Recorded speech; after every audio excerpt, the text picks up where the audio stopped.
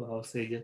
Sajel, so we know that we can do physical exercise to strengthen our physical body, but are Mhm. there any some exercise or things we can do to make our mental health more better? Absolutely, there is. There's tons of things.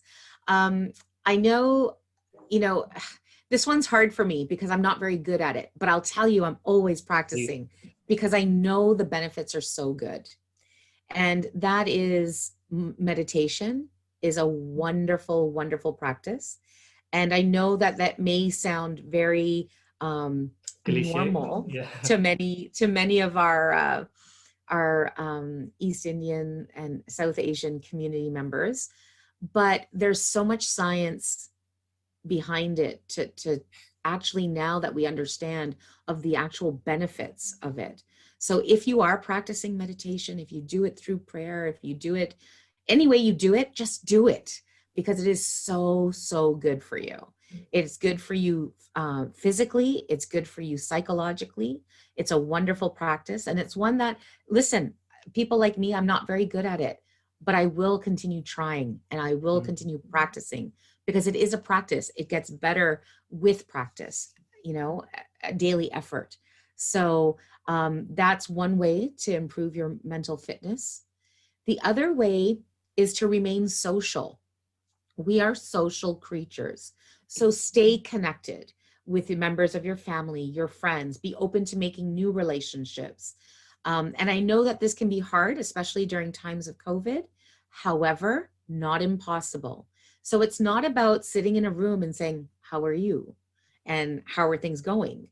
No, it's not about having surface level conversations. You can have a conversation like this on Zoom or, on the phone, and ask questions that are deep and meaningful and actually have really connected quality conversations. Yeah. That's where you'll benefit.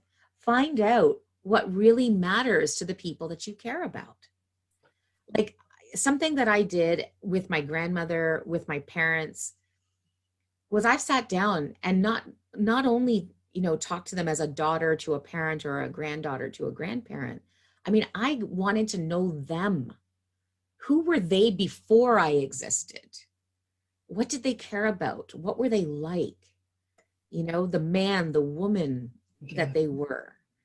And what were some of those experiences, the good ones and the bad ones, the most painful ones?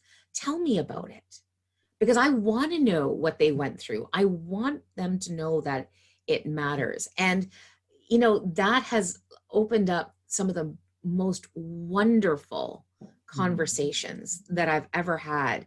And I got to know my grandmother as a woman and as a powerful woman, and the struggles that she went through and the things that she overcame in her life, like just incredible things, stories.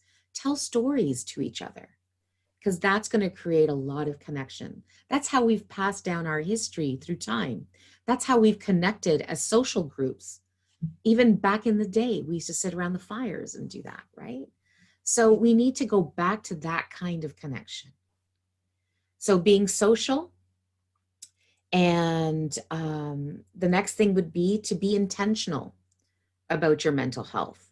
Recognize that it's a fitness, just like going for a walk every day, getting on the bike every day, going to the gym to work on your physical fitness. Mental fitness is just important. And here's the good news: when you're working on your physical fitness, you are working on your mental fitness Mm. also. So know that that's a great way to be taking care of yourself, right? Yeah. So getting to know yourself is also another great one. So spend time in reflection, Mm. right? There's meditation where we try to empty our minds. And then there's reflection where we really look to analyze ourselves, understand ourselves better. And Because then what's the way to get it yourself into reflection? reflection, a lot of people will use like journaling as a way to do that. Journaling, I do it by thinking. So I, like, if I've said something today or I do something today, later on when I'm by myself, I'm like, oh, where did that come from? What did I mean by that? Why did that matter to me? And I will just kind of break it down, because I get to know myself better. Mm. And then when I get to know myself better, I'm able to be more aware of when there's changes, healthy ones and not healthy ones. And then I'm able to take action sooner for the not healthy ones. And that's the key. Like if you're going through a mental health struggle, you want to catch it early so that you can do the things that you need to do to help yourself when it's a smaller issue. Yes. If you just ignore it and tuck it away and stuff it down and pretend it doesn't exist like we've done in our past, it gets bigger and bigger and bigger over time. And then to try and work through it takes longer and it's harder. And in the meantime, you know, we've struggled. Yeah. So why struggle? Choose not to struggle. Choose to get support instead. Sajel, and again, like when you mentioned like to have a deep conversation, I also feel like when two people start having a deep conversation, share these stories, that's the time like when you start getting bond with each other. That's the time like when you start connecting each like very strongly with each other. Absolutely.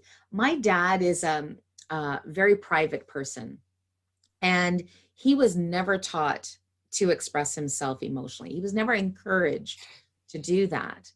So much of his pain, much of his suffering, and he's in his 70s now, has been all held inside, you know? And we always used to ask when we were younger, like, why is he so angry all the time? Well, who wouldn't be when they're holding everything inside? It's right? so much weight. Yeah. Right. And now as an adult, because I've spent the time to have these deeper conversations, he's had moments where he's talked about things that he's never talked about before, ever, never shared with anybody. And I think it felt good because he was like, oh, you know, I've never shared this with anyone. And it was almost like a relief for him, a weight off his shoulders. And he wasn't judged and he wasn't criticized and there was no shame. And it was just full of love and compassion and, you know, and yeah, we're closer. I know my dad in ways that I never knew him before. And that just increases our love, increases our respect for the things that, you know, our parents have overcome. So this is a beautiful time, you know, during COVID, when we can't be physically together, to improve the quality of our conversations instead and connect through that, the power of the quality of the conversation, not the proximity of the person.